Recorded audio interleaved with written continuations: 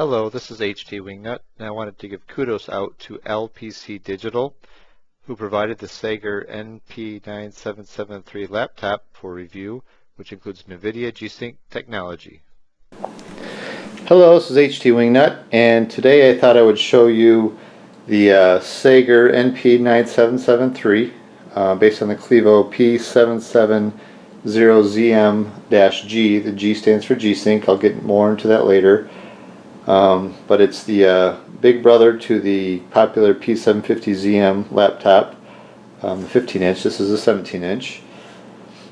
First I'd like to give you an overview of the machine, and then I'll go into some details of it as we go.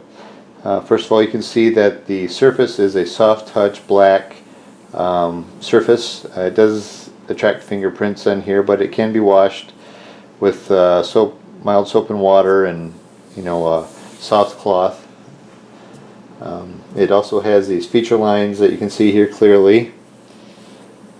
In addition, you can see, you open this thing up, the soft touch carries on over to the wrist rest or palm rest, whatever you want to call it. The bezel around here is a hard matte plastic. The surface up here is still all the way around is a soft touch black here. The keyboard itself is common with the P750ZM. It's backlit, multicolor, 3 zones, plus it has a little lit strip down here that you can program colors and cycling and different things like that. It has Onkyo speakers.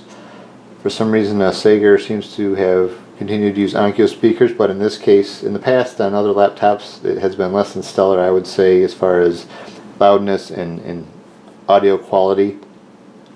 But in this laptop, it's actually quite loud. The Sound Blaster X-Fi 3 seems to help quite a bit with improving that quality and loudness, but it's definitely an improvement over past speakers in these systems. Definitely noticeable bass, and just overall great audio quality, better than what I'd expect typically from a laptop anyhow. The touchpad with 2 distinct mouse buttons, quiet, click, touch, fingerprint reader. I'll try to figure out what the resolution is of this webcam up here.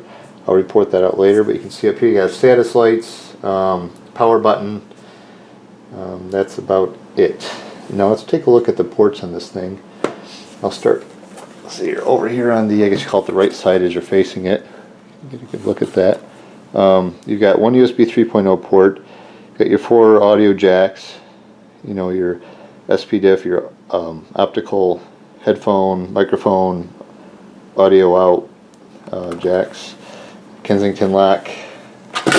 Oops, I unscrewed the panels off of here, so that's not good. Just to make it easier so I can show you later, but anyhow, we'll continue with this. You've got your vents, which are this glossy black surface, but you can see they're wide open. This is for cooling the exhaust for the CPU and the GPU. Back here, you've got an HDMI, I can't recall, I think 1.42 display port jacks, and a 4-prong power port here for a 230 or a 330 watt power supply. So far from my testing, 230 watts should be more than sufficient for stock settings and even slight overclocks. Shouldn't be an issue. Go around to the other side. We've got gigabit jack, 3 USB 3.0 ports, SD card reader, and a combo USB 3.0 eSATA port. That's it for that. On the front, there's really nothing other than a couple of indicator lights, battery, and power, and plugged in. And your light that I was telling you about earlier is there. On the bottom, there's 2 access panels. This one, which just came off, and that goes here, is the you have this access panel, which gives you access to some of your storage, mass storage, which has 2 2.5-inch drive bays, which can accommodate up to 9.5mm height drives.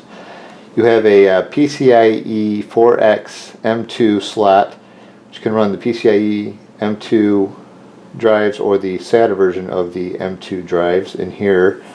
You also have a battery, which is, where is that? 14.8 volt, 82 watt hour. Then in this compartment is where you've got everything else, more or less. You can see here this massive heat pipe, which is, I mean, you've got 1, 2, 3, 4 heat pipes on the GPU, and 1, 2, 3, 4, 5 heat pipes on the CPU. This is a desktop CPU as well. A desktop i7-4790K came with this system, along with the GTX 980M. You can see it shares some cooling with the CPU, but the 980M and the Maxwells in general tend to run fairly cool, especially at stock settings, so it's not much of a detriment to the cooling on here, but you can see two large massive fans to help cool everything anyhow. Here's another M2 slot. Now this one is a PCIe, apparently should support a PCIe 2X or a PCIe SATA M2. Sorry, not a PCIe. It's either a PCIe 2X M2 or a SATA M2 drive here. The 4X drives will not work in here, but you should be able to do a PCIe 2X, PCIe 2X, or SATA in either of those spots. This comes with the Samsung SM951 drive, which is a very fast PCIe drive. And I'll show some benchmarks on that later and some caveats, because it can get quite warm, which can cause some issues if you do continuous read and write sequential data, but it may not be as realistic as far as realistic workloads that it will be an issue. Subwoofer, 2 RAM slots here. The other 2 RAM slots are underneath the keyboard, and if you get your machine configured with 2 RAM sticks from Sager, they come underneath the keyboard. If you want to add 2 more here, it's easier to access.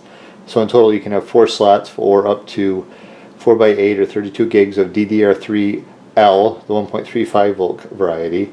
This one comes with a Kingston DDR3 1866 megahertz Cas11 RAM, and it runs out of the box at 1866 megahertz. Other than that, I think that's it for now. I will be sure to show you next some details in the system, show you some performance of the SSD, obviously run through a handful of benchmarks on the CPU and GPU, and maybe even remove this heatsink to show you the guts underneath there as well. One more thing I wanted to add is that Sager provided me with these thermal pads. There's one on top and one on bottom, because this thing can get quite toasty, like I said, when it's running sequential reads and writes for long periods. And those thermal pads do help a little bit to slow the progress of the heating, but it does creep up to ADC eventually, where it can cause throttling issues. I'll show you more of that later.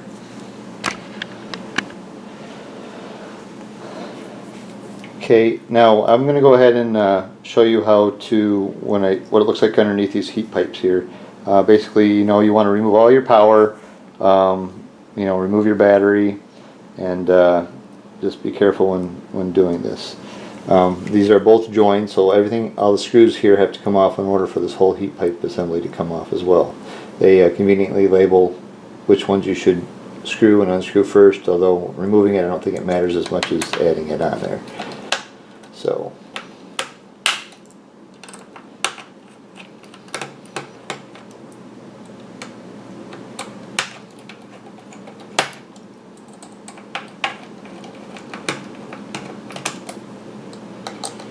as you notice, the CPU screws are captured, the GPU screws are not, so be sure not to lose these screws here. Go to do this.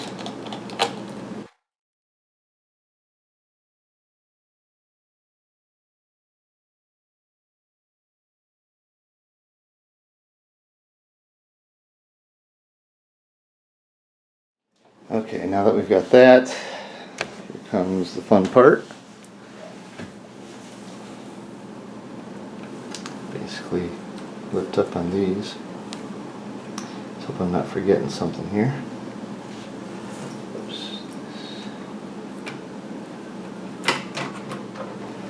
And voila, there we have it. As simple as that. But you can see the desktop CPU right here.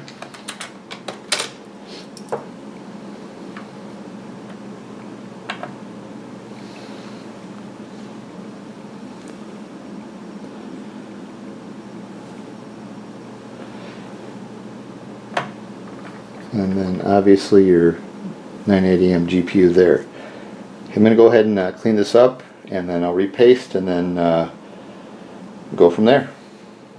Alright, I'm back. I thought I would, since I had this all set up, I thought I'd go ahead and just repaste this and show you how simple it is. You saw me take off the heatsink. Put the heatsink back over here.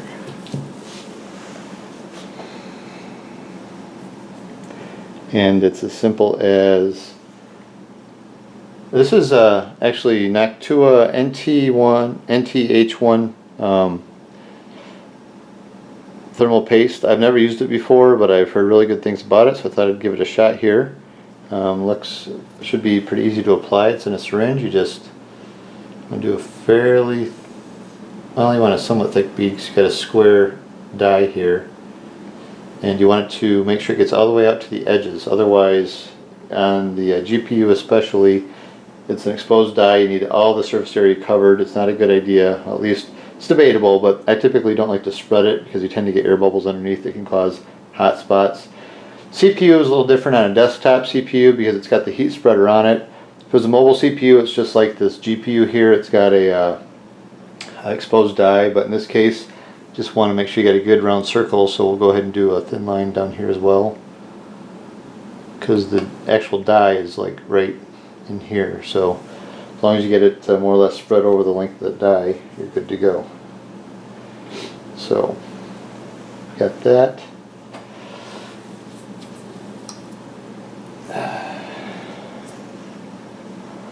The weight of the heatsink and the torquing it down with the screws should compress the thermal paste enough, so we'll go ahead and screw it down in the sequence they recommend.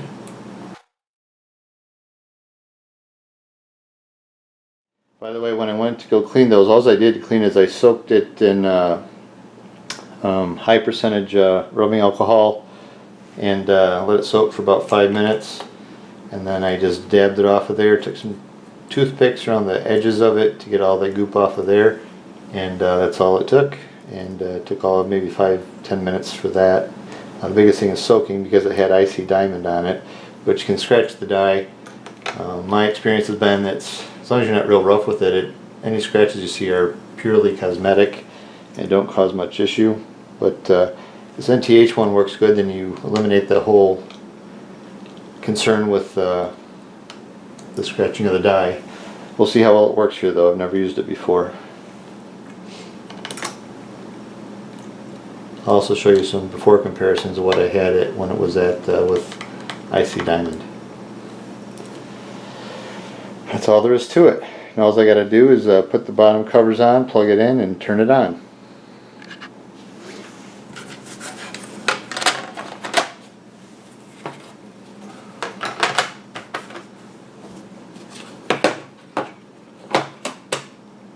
Easy as pie.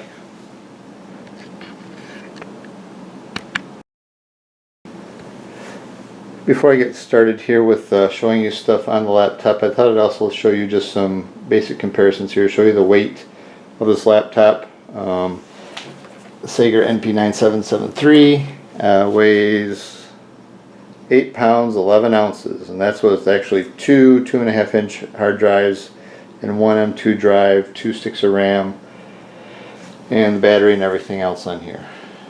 You can see the difference between the power supplies. You've got a 330 watt, 2 pounds 8.5 ounces, and Sorry, that was 330 watt. This one's a 230 watt, 1 pound, 13 ounces. So size comparison.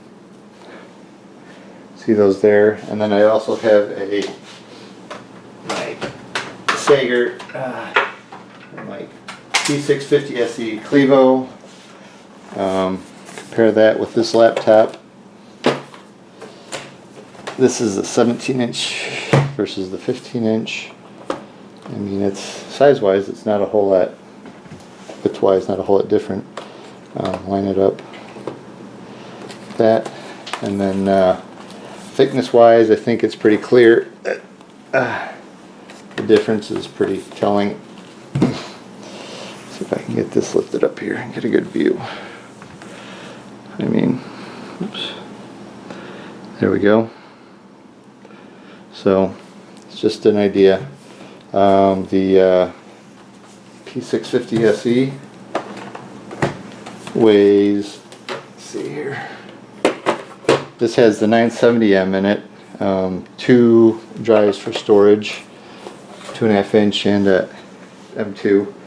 That's 5 pounds, 10 ounces. So here a few pounds difference, but you also have a desktop CPU, a beefier GPU, and more storage space and probably better cooling overall.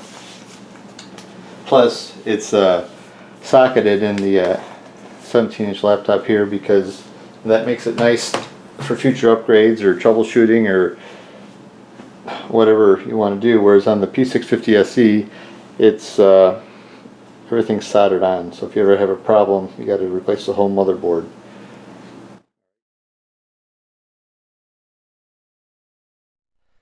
Okay, now that you've seen an overview of the Sager NP9773, I thought I'd show you some of the details and what this system is really about, which is the Nvidia G-Sync technology, and also the fact that it has a desktop CPU in the laptop case, and what that means too for performance, etc. But first we'll look at the video technology here, which is the GTX 980M. You can see here in GPU-Z the details. It's PCIe 3.0 16X card on the MXM 3.0B form factor with 64 ROPs, 128 TMUs, 1536 unified shaders, 8 gigs of 5 gigahertz GDDR5 video RAM on a 256-bit bus for a 160.4 gigabyte per second bandwidth. For some reason, GPU-Z does not report the GPU clocks properly. I don't get it, but Nvidia Inspector does a fine job of it.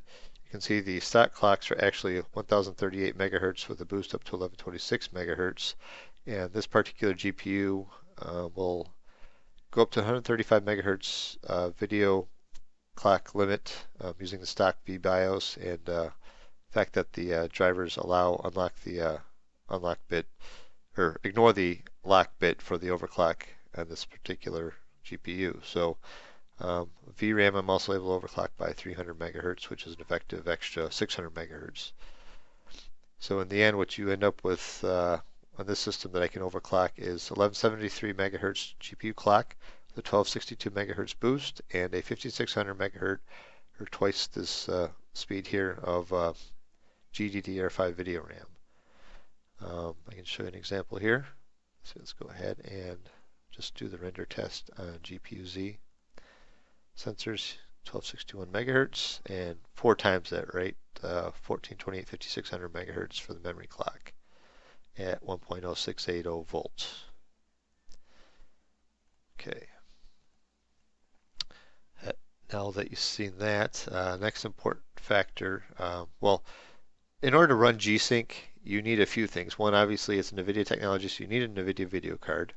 You need a license in the, at least for the laptop version, it needs a license to use a G-Sync technology. You need an LCD that's approved for G-Sync, and one that is in particular an EDP LCD. Thankfully, that there is 17-inch monitors, and laptops in the past have been hard to come by decent options, especially IPS. But thankfully, there is an LG IPS 1080p LCD that Sager has sourced for the Sager NP9773. It has a monitor hardware ID in Windows of LGD046C. You can see in HWinfo64 here. It's the LP173WF4-SPD1. And Painlook has some details on this. If you want more details, you got to subscribe to Painlook, and it costs money in order to get the data sheet to get more details. But there's enough here, I think, to satiate most people. Panel size at 70.3 inch, TFT LCD. It's at 1080p, IPS, matte, anti-glare, 300 brightness, 701 contrast ratio, 262,000 display color. It's an 80-degree all-around viewing angle. It says frequency is 60 hertz, but this particular LCD actually is clocked at 75 hertz from Sager.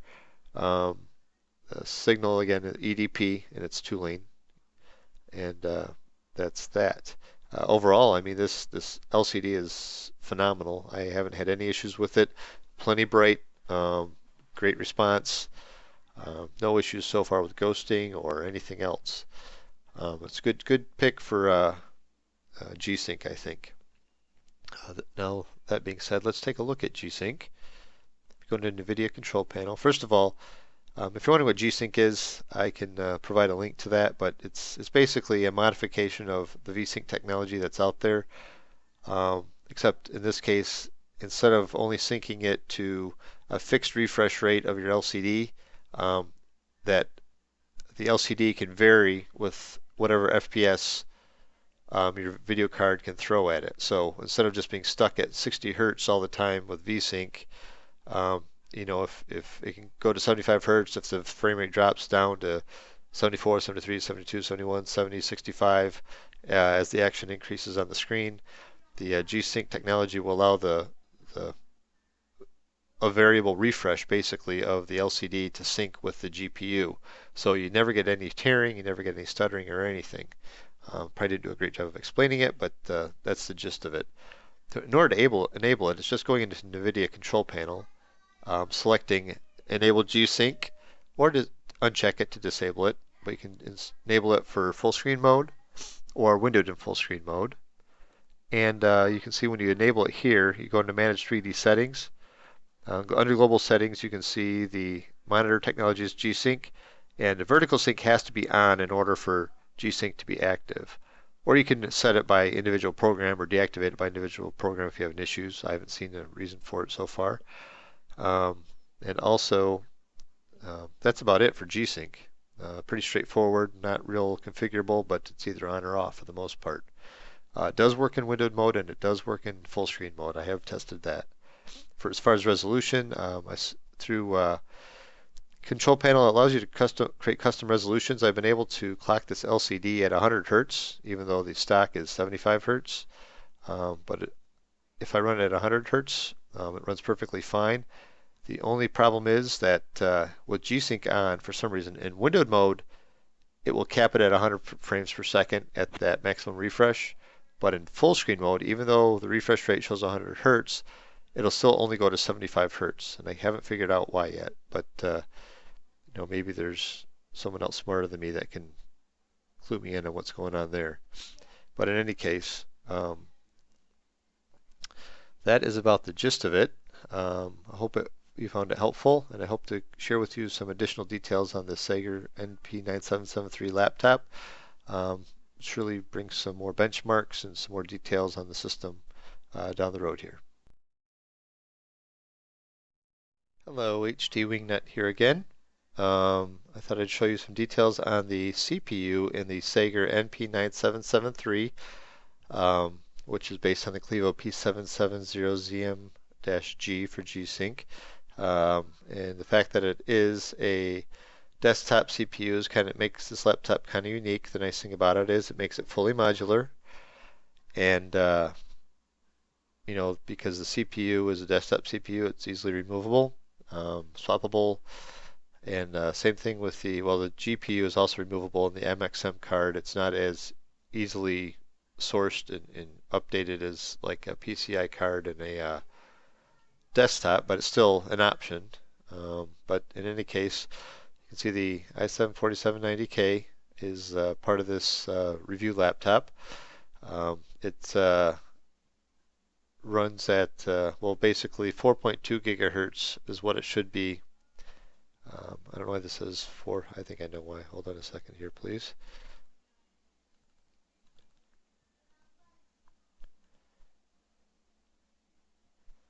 All right. Okay, maybe it still says that. But in any case, it's a 4.2 gigahertz base clock speed with 4 threads. Maybe I guess it's the peak speed. The boost speed at 4 threads is the base speed of 4 gigahertz. We'll look at Intel Extreme Tuning Utility in a little bit, but first of all, let's go here to CPU-Z, and you can see some details on it. It's a Haswell technology 88 watt TDP, stock at 1150, 1.2 volt. It's on a, you can see the Z97 Southbridge, and it's obviously a Haswell chipset. The memory is Kingston DDR3L 1866 megahertz, which it's running at. CAS 11. I haven't tried to overclock it or improve the timings or anything on it, but out of the box it runs at 1866 megahertz, no problem.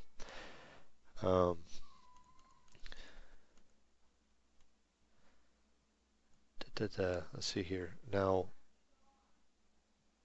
let's go into an Intel Extreme Tuning Utility, which I already have open. This, you can see here, yep, here's the stock. It says 4 active cores at 4.2x or 42x or 4.2 gigahertz, and it can maintain that no problem when loaded. Temps may get up in the upper 80s, low 90s, but it can maintain that. Now, if you want to reduce those temps, though, what I've been doing is dropping this down to 440, and maybe 42, 43, and undervolting this by only like 50 millivolts. You can also change the processor cache voltage, but I mean, the processor cache really doesn't draw that much power, but every little bit helps, right? Go ahead and apply that. And that's why I've been running this thing, and temps really haven't gone much above 80C in most cases, or mid 80s at the worst case. So the system cools it fairly well. If we go here, go into a stress test, start testing, you can watch this thing. It's 4 gigahertz, obviously, because that's what we're, whoops, where are we going here? So it should be at 4 gigahertz, which it is. And CPU temp is climbing, but it's, the fans are hardly even moving on this thing. So this does have Noctua NTH1 thermal paste on it. This is new to me. I've typically used IC Diamond in the past. It's been pretty productive and very effective. And but this apparently is a slightly better paste, and it doesn't have diamonds in it to possibly scratch your die. But so far from all my testing shows that this is probably about equivalent to, slightly better by a degree or two at load than IC Diamond. But you can see here at load, I mean, it's only been about what, oops, a little over a minute, but you know, we're at 80C right now. The fans are barely even moving. So 4 gigahertz minus 50 millivolt, this sucker can run pretty cool. Worst case, let me turn on the full fans. Oops. There we go.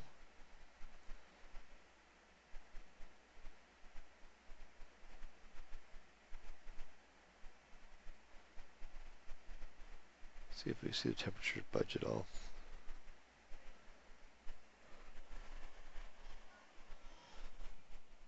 Kind of odd that we don't, but either way, oh, there we go. Yep, 76 degrees. So worst case scenario, kick on the full fans with the function F1 on the keyboard, and keep your system cool that way as well. Let me stop the testing. All right, now what else I want to show you is This NP9773 laptop is the Clevo Control Center. By hitting Function Escape on the keyboard, it brings up the Clevo Control Center. Up here are your power saving modes. Basically, it's power saving, performance, and balanced. Okay. System programming, you have your volume controls here. You've got, screen brightness here. Fan speed, you can set custom fan start, stop temp, and what your full fan speed will be. That's the maximum fan speed that'll do during the ramp up. But you can go 100% if you hit the function 1 key on the keyboard, or go ahead and hit maximum there. Power conservation, I don't know why it has sleep button. I don't think this thing has a sleep button on it, at least I haven't seen it. It has other things here, display switch, time zone, desktop background, blah. You can disable and enable touchpad here, the webcam, and also in gaming, disable, enable the left Windows key. Turn on Sound Blaster X5 if you want to. I'll show you that in a second. And then also your audio profile for headphones. The CPU memory overclocker here as well. This comes with Telextreme Tuning Utility is one of the apps that come with the Sager laptop. You click on it and boom, it'll bring up, we already had it open, but Intel Extreme Tuning Utility. So that's a nice feature that they include that. The last thing here is FlexiKey, which is the keyboard macro and color changing app for the keyboard. See, it's a full-fledged macro editor. Enable, disable if you want to. Statistics and backlighting. It's fully configurable. 3 zones. Go here, here, whatever, Oh, I don't know why it's doing all, but oh, I see full color.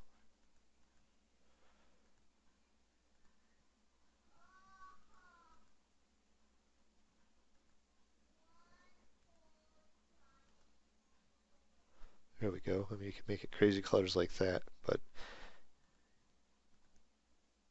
this here is also for the light bar that's underneath the touchpad down the front edge here too, that you can configure individually as well.